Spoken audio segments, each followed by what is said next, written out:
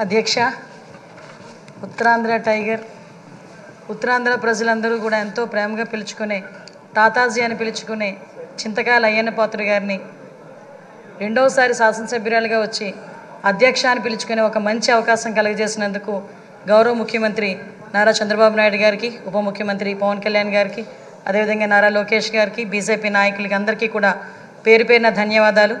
అదేవిధంగా ఈ శాసనసభలోకి నన్ను గౌరవంగా పంపించిన నా పాయకరావుపేట నియోజకవర్గ ప్రజలందరికీ కూడా ధన్యవాదాలు, నమస్కారాలు తెలియజేసుకుంటున్నా.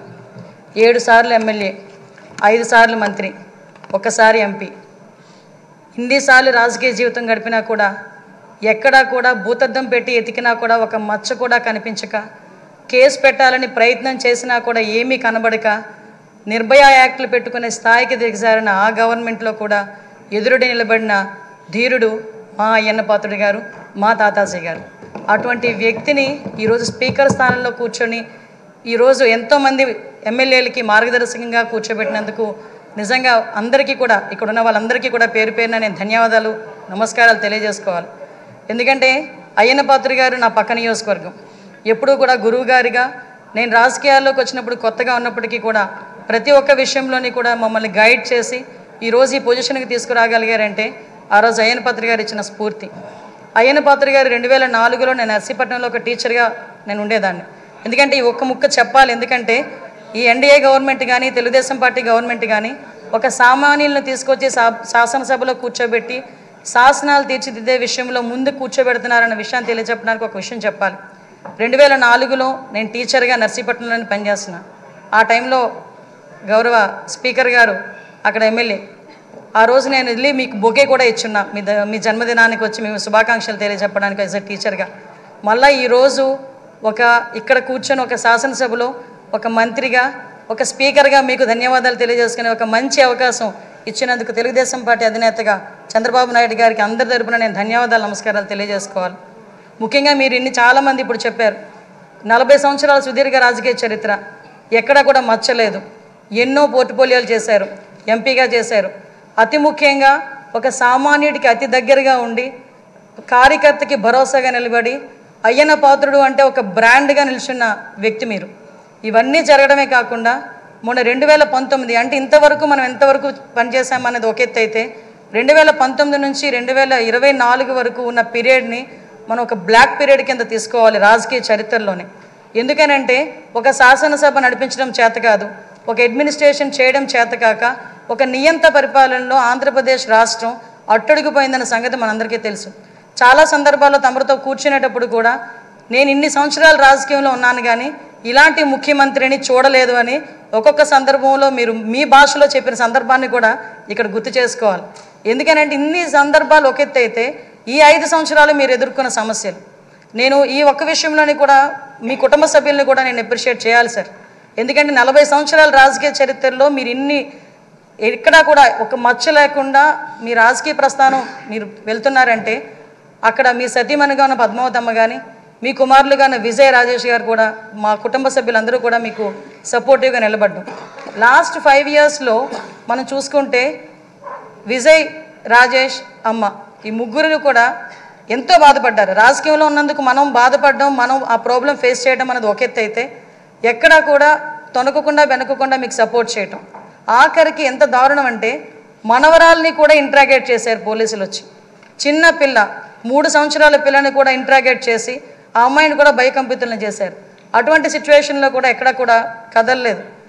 ఒక చిన్న 6 అడుగుల దూరం అని చూపించి గోడను కూల్చడానికి వందలాది మంది పోలీసులు మీ ఇంటి చుట్టుపక్కల పెట్టినా సార్ ఎక్కడికైనా వెళ్ళండి, జైల్లో పెడితే మళ్ళీ ఇబ్బందులు పడతారేమో అంటే వస్తే అరెస్ట్ చేయని అమ్మా ఏం చేస్తారు, మహా అయితే చచ్చేటప్పుడు కూడా అదే జెండాతో చచ్చిపోతాను తప్పించి ఏ రోజు కూడా జెండా మార్చకుండా నేను నిలబడతాను, అది నా రాజకీయ నైజం అని గర్వంగా చెప్పిన వ్యక్తి మా అయ్యన్న పాత్రుడు గారు.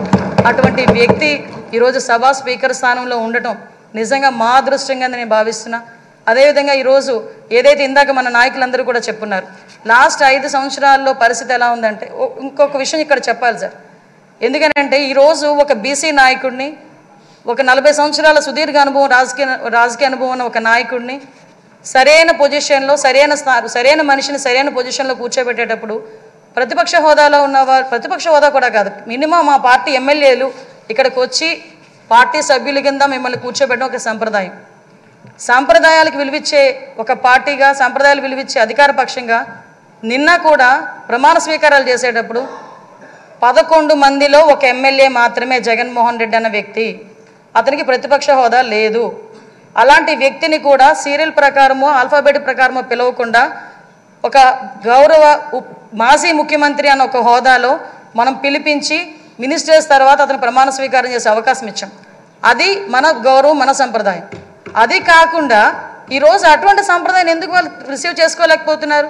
ఈరోజు ఒక బీసీ నాయకుని, ఆయన రాకపోతే పోయాడు, ఆయన పులివెందులు వెళ్తాడు, ఎక్కడికి వెళ్తాడు. మిగతా సభ్యులను కూడా పిలిపించి కూర్చోబెట్టి మిమ్మల్ని ఆ స్థానంలో కూర్చోబెట్టని పిలిపించుంటే ఎంత గౌరవంగా ఉండేది. అంటే వాళ్ళకి గౌరవం ఇచ్చి పుచ్చుకోవడం కూడా చేత కాదన్న సంగతి ఈ ఒక్క సభ మొదటి రోజే మనందరికీ కూడా అర్థమైంది.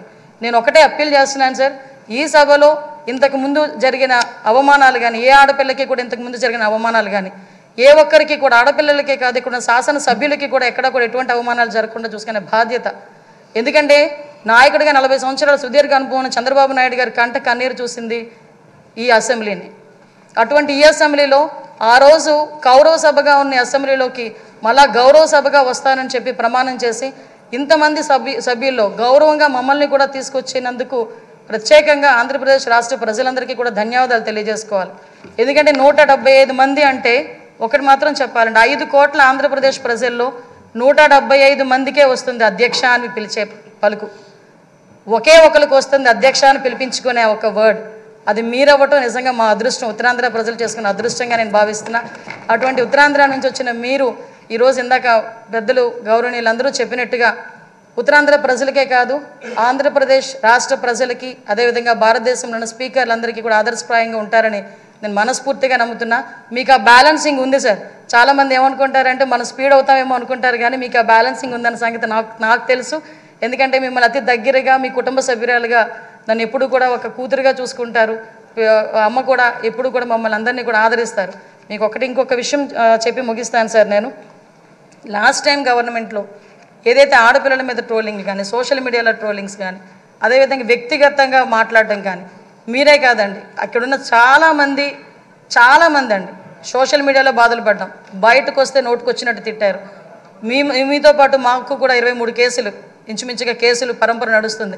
మీరు నేను కలిపి ఉన్న కేసులు చాలా ఉన్నాయి, ఇంచుమించు 4-5 కేసులు ఉన్నాయి. ఇవన్నీ మళ్ళీ పునరావృతం కాకుండా రాబోయే తరాల వారికి ఒక శాసనసభ అంటే ఇలా ఉండాలి. లాస్ట్ 5 years చాలామంది నాతో చెప్పారు, మేము పిల్లలతో కూర్చొని శాసనసభ చూడలేకపోతున్నాం. ఇంతకుముందు స్కూల్ పిల్లల్ని తీసుకొచ్చి గ్యాలరీలో కూర్చోబెట్టి శాసనసభ అంటే ఇలా జరుగుతుందని చూపించేవారు. అటువంటి సంప్రదాయం పోయి ఈరోజు టీవీలు ఆఫ్ చేశారు లాస్ట్ 5 years కూడా. అలా కాకుండా అందరూ కూడా శాసనసభను వీక్షించి జరిగే చట్టాలని కూడా వాళ్ళందరూ కూడా పాలు పంచుకునే అవకాశం కూడా మనందరం కూడా కలిగజేయాలని, దానికే మీరు సూటబుల్ వ్యక్తిగా మేము అనుకుంటూ మీకు మరొకసారి ఉత్తరాంధ్ర తరపున, పాయకరావుపేట నియోజకవర్గం తరపున ధన్యవాదాలు, అభినందనలు తెలియజేసుకుంటున్నాను సార్. Thank you. సభ్యులందరికీ మనమండి, చాలామంది సభ్యులు మాట్లాడడానికి